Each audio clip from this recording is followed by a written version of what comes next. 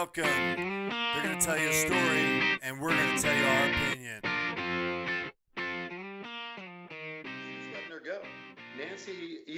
Nancy's giving Omar advice, and Omar's ignoring it and gone rogue, like what's her name?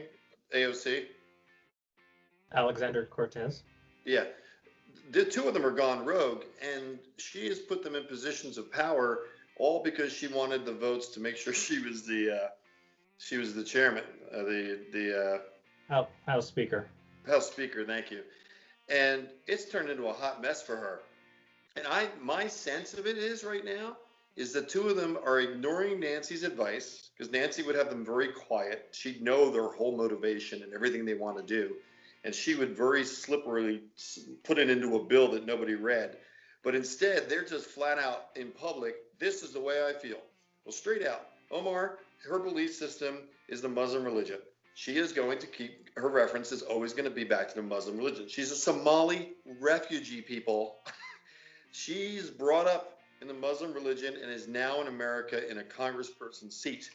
So we are going to hear straight out from her, unless she starts getting advised to get quiet.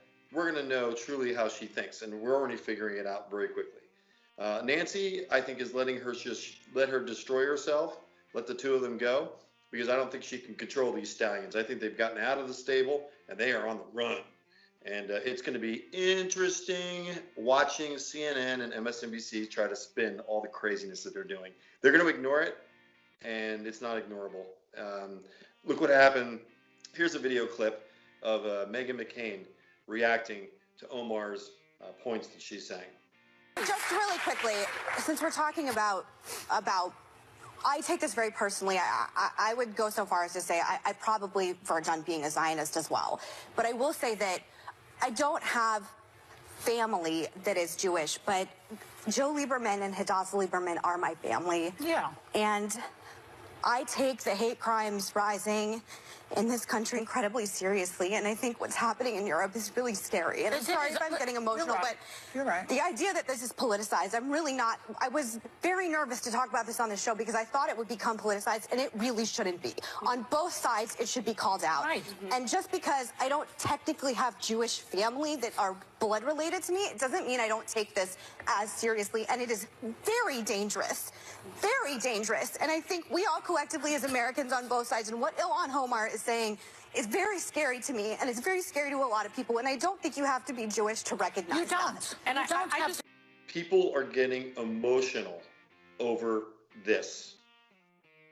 Jewish people are getting, with Omar, are getting offended by what she's saying. And she's going to stand strong what she is. So if this Democratic Party doesn't stand up and they just bend over, it's a bad term.